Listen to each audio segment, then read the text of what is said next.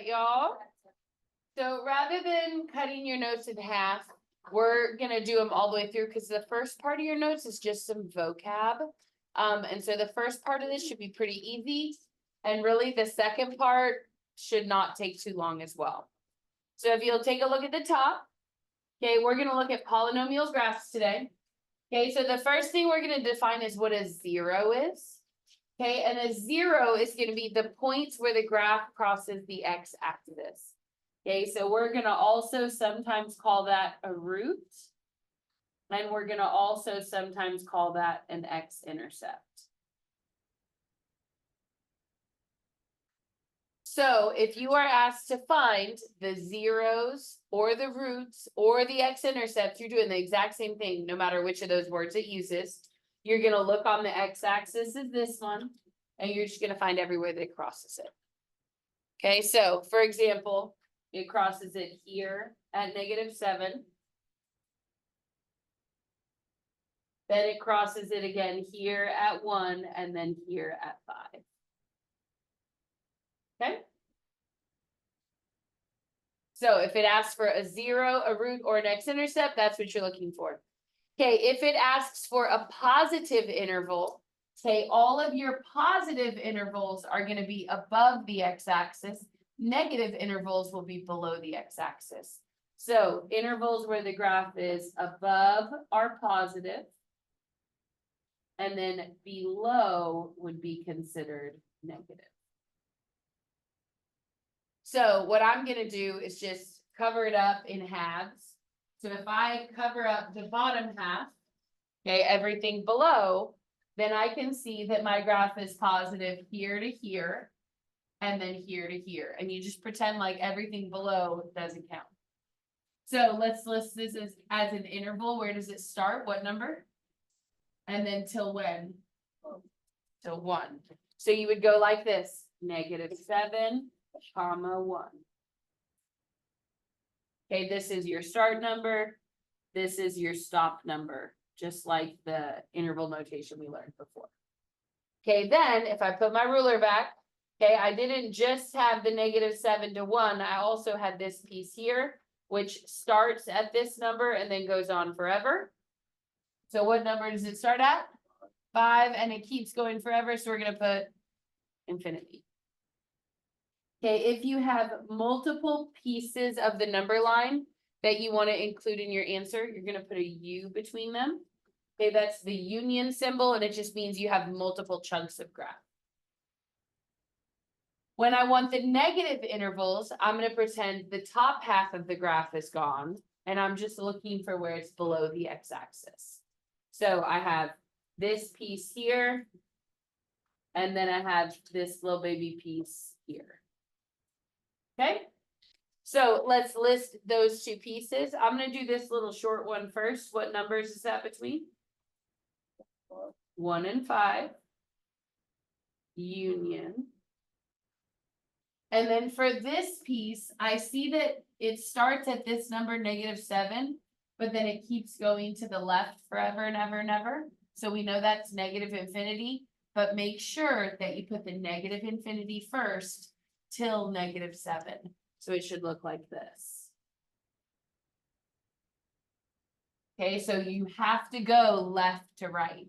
So you can't flip-flop that and put the negative infinity first at the 7 second. Or you know what I mean. Okay, good on that. So positive and negative means above and below. The other words you need to know are increasing and decreasing. Okay, increasing is going to be where your graph is uphill or where it has a slope that's positive. Okay, versus decreasing would be downhill and your slope would have to be negative. Now, we've talked about this a little bit, okay, but you have to read slope starting at the left and going to the right. So pretend this is like a roller coaster.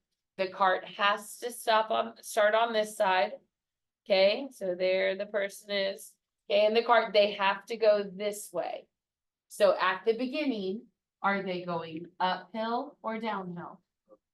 Okay, they would be going which way? Uphill. Now they're gonna go uphill until what number? All the way to the top of the hill would be -4. Then they have a little downhill part. And then when do they start going uphill again? What number? It would be 3, and then it goes uphill forever. Okay, so those little purple sections would be your increasing intervals. So let's list those out.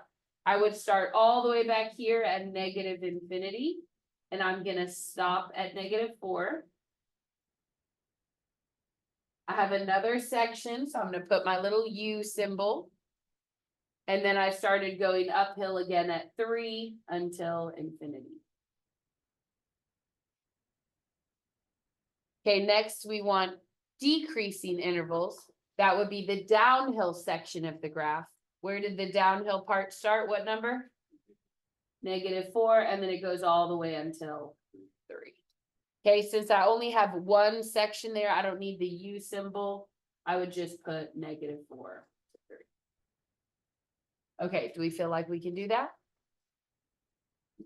All right, you have one practice problem. Okay, so let's start off by finding the zeros. Okay, remember, zeros or roots are going to be along the x-axis. How many of them do you count? 3. Make sure you find all of them. There's a total of 3. I have one here at -3. I have one here at -1. And then I have one more over here at 4. Now, someone in the other class had asked if this one counts because it doesn't really go through. Even if it just touches it and keeps going, that still counts. Okay? For my intervals where f of x is greater than 0, that means positive. We're looking for it to be above the x-axis. Versus for f of x to be less than 0, that means negative. I would want it to be below. So let's start off with the above. I only want to see above the x-axis, so I'm going to hide everything on this part. And then I'm just going to list those intervals. Okay, it is above here. Then it does touch for a second. We're going to just ignore that. And then it doesn't drop below the x-axis until here. So what will I put for this end if it keeps going forever? Okay, it is going to be -infinity because you're going to the left forever. And then I would stop at -1, correct? -infinity to -1. Will I need a U? Yes, because I have another section of the graph. It starts right here at 4, and then it keeps going till infinity.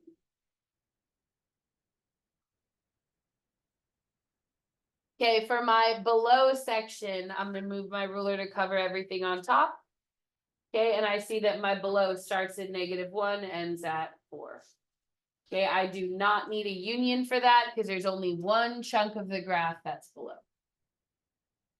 Okay, remember, increasing and decreasing, you're looking for uphill or downhill. Your roller coaster has to start on the left and it has to drive forward.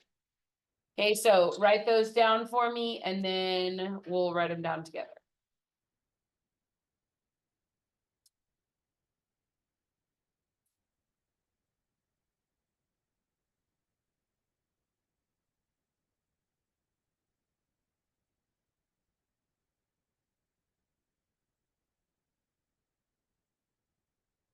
Okay, at the very beginning of the graph, when I'm here and I have to be going forward, am I going uphill or downhill? Okay, downhill until when? So -3 is where I go uphill. Then I do what again? Back down all the way till what x? 1, and then I go uphill basically forever. So you have 2 sections of the line that are uphill. We're going to start at -3, go to -2. Union. And then we're going to go from 1 until infinity. Okay, for your downhill intervals, basically you're just filling in the gaps on the number line. So I have a downhill here, and then I have a downhill here. So what will my first interval over here be? Where will I start it at? Until, very good. Negative infinity till -3. I need a union because I have one more set from -2 to 1. Okay. So at this point, you should be able to find x-intercepts, positive and negative intervals, increasing and decreasing intervals. Remember that positive and increasing aren't the same. Positive means above, increasing means up. Okay, go ahead and turn the page. All right, the next thing we're gonna look at is end behavior. So if you are looking at the left end of the graph, okay, at the left end of the graph, your x is going to negative infinity. The right end of the graph, you're gonna be going to positive infinity. So what I want you to do on your paper is put on the left end that x is going to minus infinity. And on the right end, I want you to put that x goes to positive infinity. So anytime that you're on the left, you're gonna have this. And then anytime that you're on the right, you're gonna put this. Okay, then you're gonna state which way the graph is pointing. So if your graph is pointing up, which both of these ends are, then you would put that your y goes to infinity. And that means points up. So to say the right end points up, I would say that as my x goes to infinity, my y also goes to infinity. Okay, now let's do our left end. My left end also points up. Then I'd say that as my x goes to negative infinity, my y also goes to infinity. And that means that the left end points up.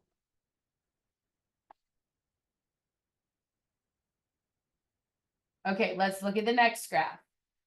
Let's start with the right end. If I want to look at this end behavior, what would I put for my x? Going towards what if I'm going this way? Wait, which way? This way. Oh, infinity. So x goes to infinity. Then what is y doing if it's pointed up? It's also going to infinity. Now let's look at the graph right below that. On this one, which way is my right end pointing? Down. Down. So then I would say that my x is still going to infinity because I'm going forward, but because my y is pointing down, I would change that y to a negative infinity. Okay, so what this would mean, I'm going to write it in words just so that you can see it, is at the right end, and then y to negative infinity means points down. But the x tells you which end you're looking at, and the y tells you which way it's pointing. Okay, let's do this one. Okay, what would I put for my x if I'm looking at the left end? X goes to negative infinity. And then which way is that end pointed? Up to infinity or down to negative infinity? Down to negative infinity. Do we kind of get the idea on that? Okay. Now on your homework, sometimes instead of a Y arrow, it'll say F of X arrow, but that's the same thing. Okay, so for this one right here, notice that my left ends are both down. I'm going to change the way that we write it. X would go to minus infinity, F of X to minus infinity. But these are the exact same thing. This and this, it doesn't matter which way they write it. Yeah. All right, turn the page. One more kind of random new thing. Okay, they're all pretty short, and then we're going to tie it all together. So on the last page, we're going to talk about, okay, even and odd degrees. So we're going to pay attention to this chart right here. Okay, a degree of the polynomial is just whatever the highest power is. Okay, whatever the highest power is. So if your highest power or highest degree is even, then the ends of your graph are going to do the same thing. Okay, if the highest power in your equation is even, your ends should point the same way. I'm going to give you an example. Y equals x squared. Okay, y equals x squared. What's the highest power? It's x to the 2, and 2 is an even number. Okay, on the graph of x squared, do you remember it's a U shape? Do you remember how both of the ends of the U point up? That's because it's an even function. Now, the reason both ends point up is because it's even and it's positive, meaning that you don't have a negative in the front. So let's talk about, what if I take my x squared and I put a negative in front of that? Well, then now my ends still point the same way, but which way are they both going to point? Down. Okay, now we're not going to do any more equations, but I want to give you a couple of other graphs. Okay, another one would be like, what if it looks like this? And it had more than one curve, but if both ends are down, we would call that still even. Same thing over here, if both of your ends are up, okay, that would still be considered even. So x squared is kind of like the easiest graph. Okay, but there are others. Another example would be, remember how we did the V's? Okay, those are also considered even because both of your ends are either up or both of your ends are down. Okay, but if your ends go together, we call that even. Okay, now if even your ends go together, then if it's odd, your ends are going to go opposite.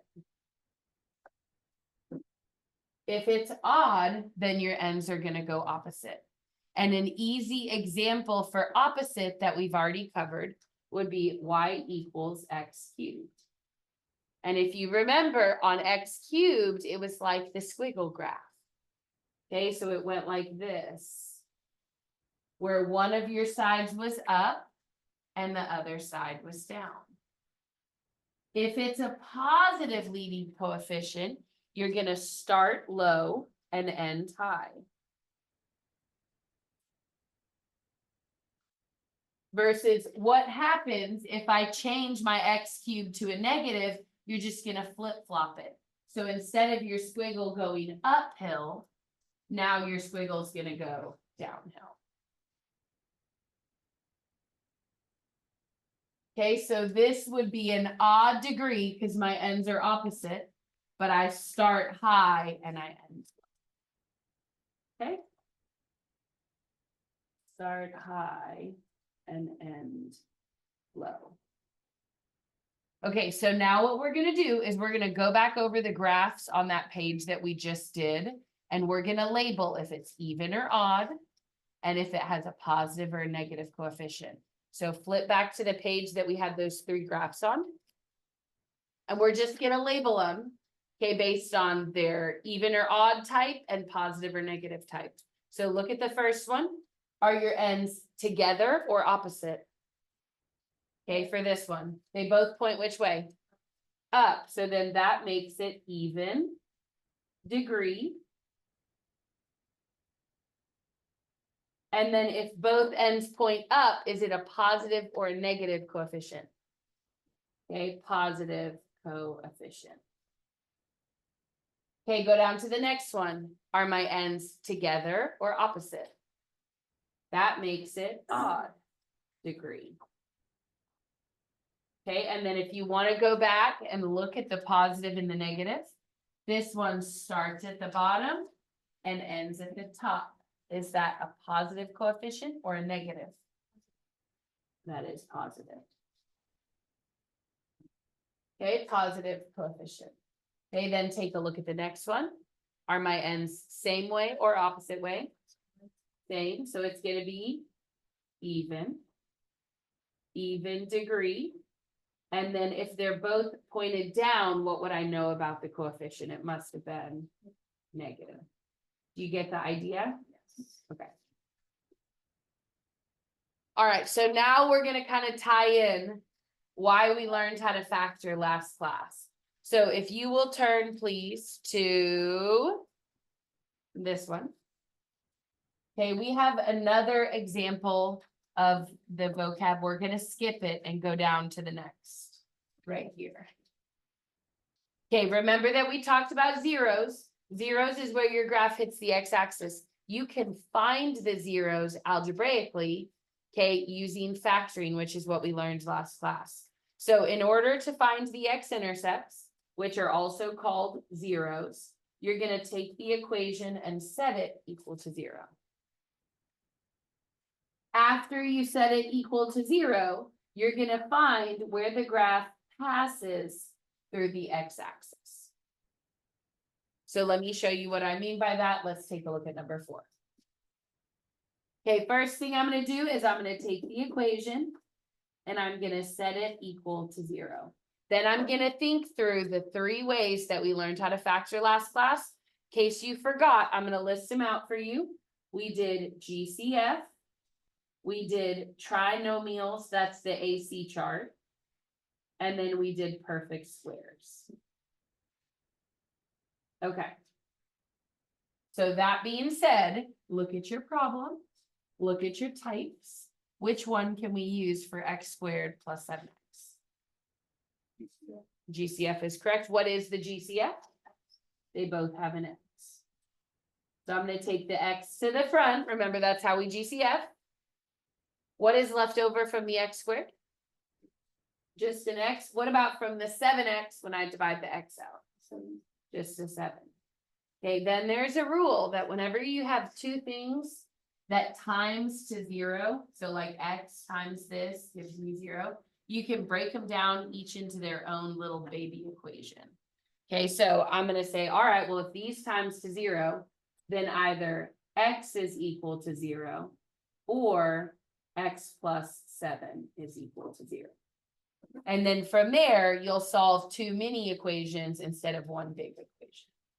Let's start with x plus 7. How do I get rid of a plus 7 to solve? Minus 7 on both sides. What is 0 minus 7? Negative 7. Now, when I come over to this equation and I have to solve it, it's already solved. X equals 0 is your answer. So what this will allow me to do is to go back and sketch what the graph must have looked like. Sketch me a little coordinate plane here. I know that my zeros or x-intercepts are going to be at 0 and minus 7. So 0 would be dead center.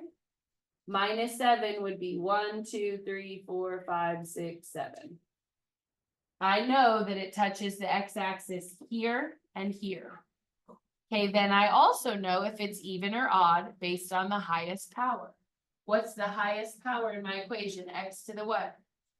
X to the 2, and x to the 2 is even, right? So I know my ends need to go together. Is my x to the 2 a positive or a negative? It's a positive, then I know both ends point up. So I'm going to start up. I'm going to pass through and end up. And you can essentially connect what the equation would have had to look like based on where your zeros are, whether it's even or odd, and then whether it's positive or negative. Make sense? Okay, turn the page.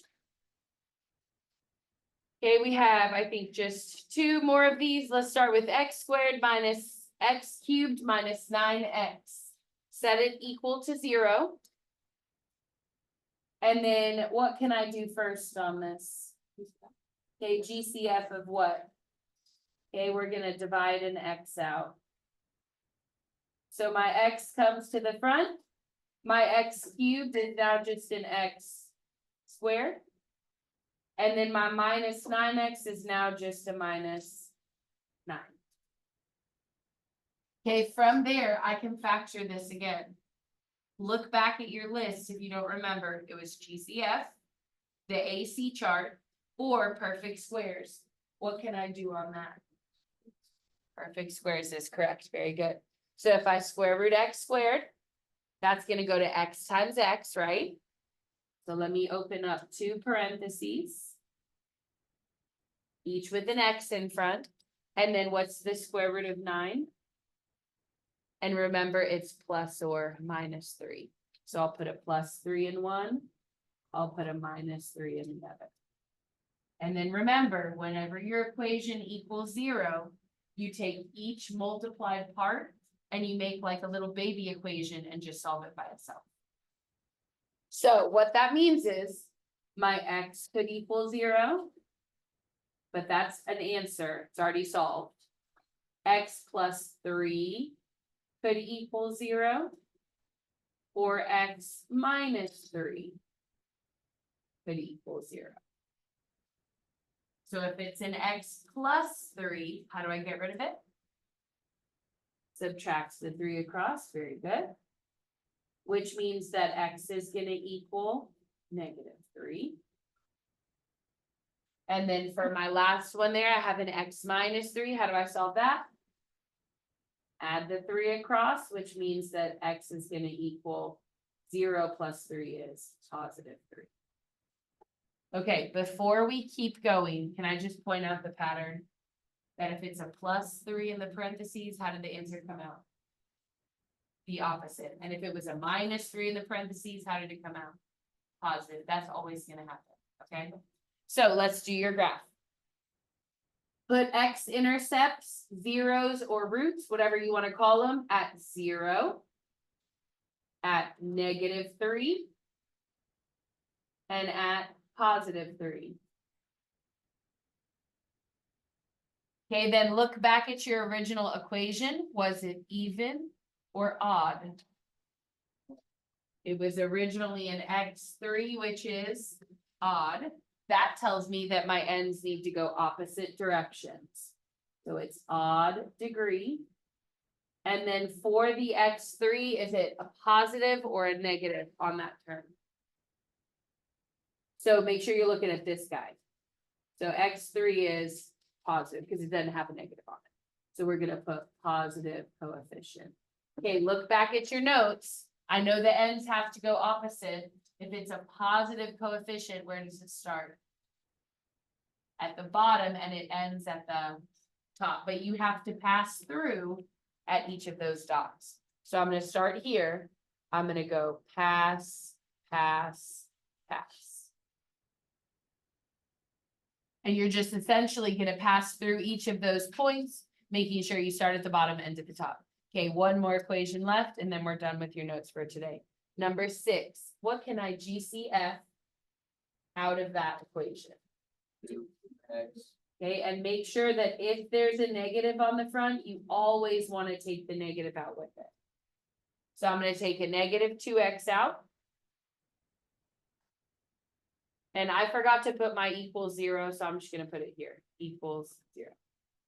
Okay, my -2x comes out. What's left over from -2x cubed? Now it's just an x squared, very good. And then my 10 divided by -2 gives me a -5. Okay, from here. If I can factor this, I'm gonna do it, but can I square root 5 evenly?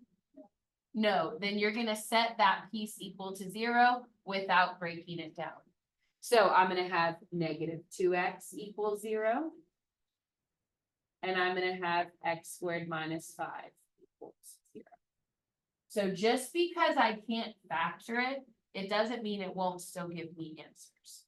Okay, let's start with this one. How do I get rid of a -5? Add it across to the other side. So now 0 plus 5 gives me 5. And then how do I get rid of the squared? Take the square root.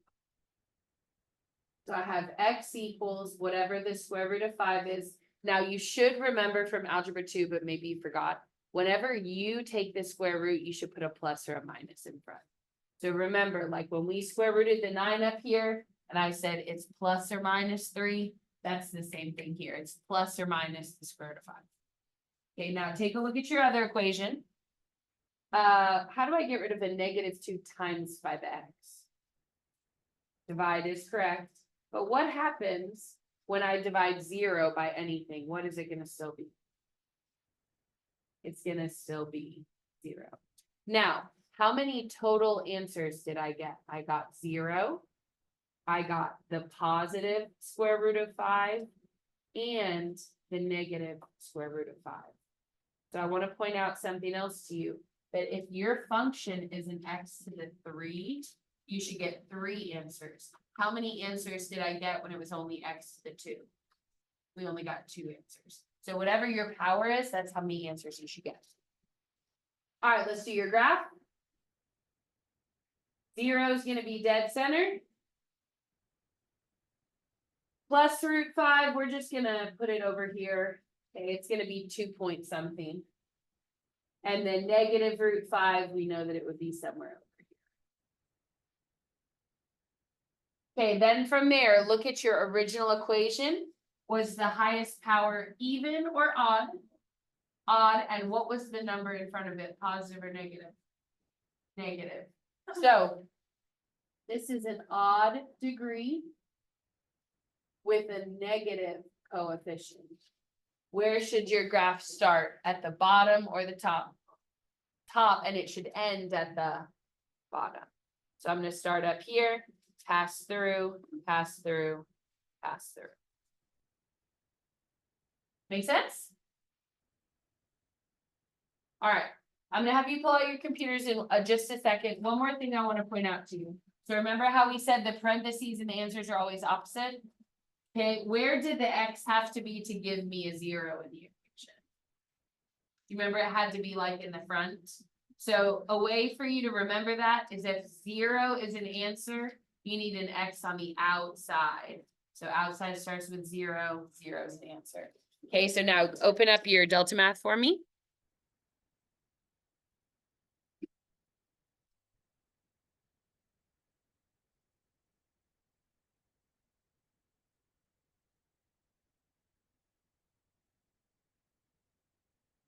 Okay, so x equals 0 means that you have an x on the outside as a GCF.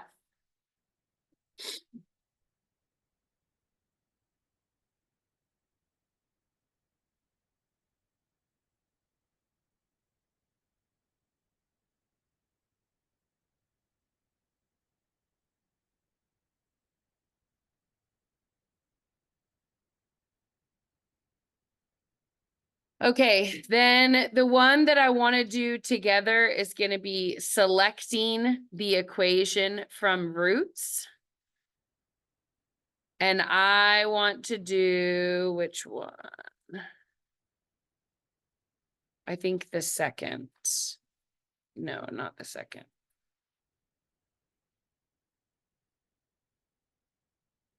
All right, let's do the third one.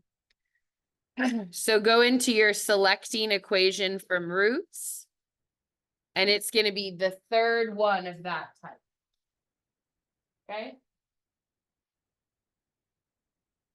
So selecting equations from roots, and it's going to be the third one. Okay. Are y'all able to find it?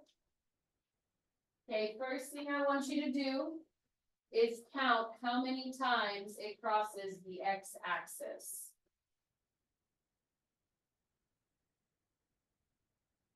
Okay, so let me tell you, some of y'all haven't found it yet. It's going to be 1, 2, 3, 4 from the bottom, if that's easier to find it. Okay, but if you haven't found it yet, it's okay. Just look at mine.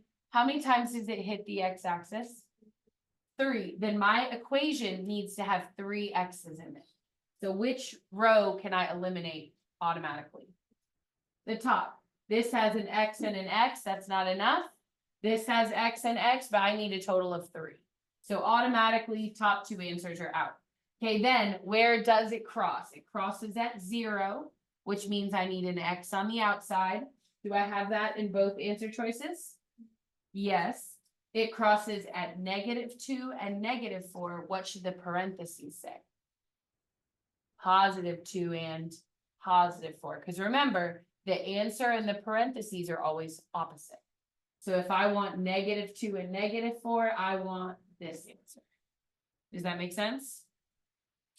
Okay. You should be able to do the rest of your assignment. If you need resets, let me know.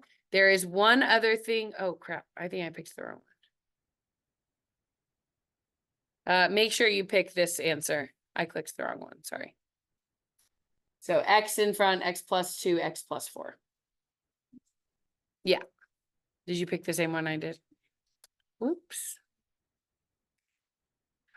All right, then the only other thing that I want to point out is when you do your end behavior, remember that, like for the very first one, okay, I'm not going to make you do it with me, but if X is to infinity, which end is that talking about, left or right?